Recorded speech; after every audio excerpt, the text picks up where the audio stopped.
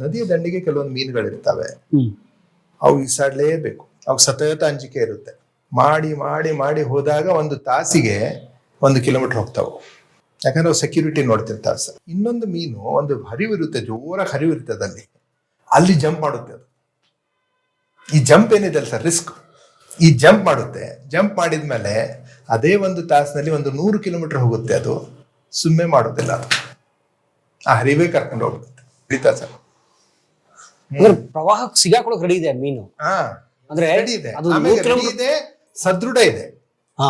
ಅದು ಸದೃಢ ಇಲ್ಲಾರ್ದೆ ಅದಕ್ಕೆ ಜಿಗಿತು ಅಂತ ಸತ್ತೋಗ್ಬಿಡುತ್ತೆ. ತನ್ನ ಗಟ್ಟಿತನ ಮಾಡ್ಕೊಂಡಿದೆ, ಗಟ್ಟಿತನ ಮಾಡಿ ಸರಿಯಾದ ಸಮಯಕ್ಕೆ ಅಲ್ಲಿ ಜಂಪ್ ಹೊಡಿತು.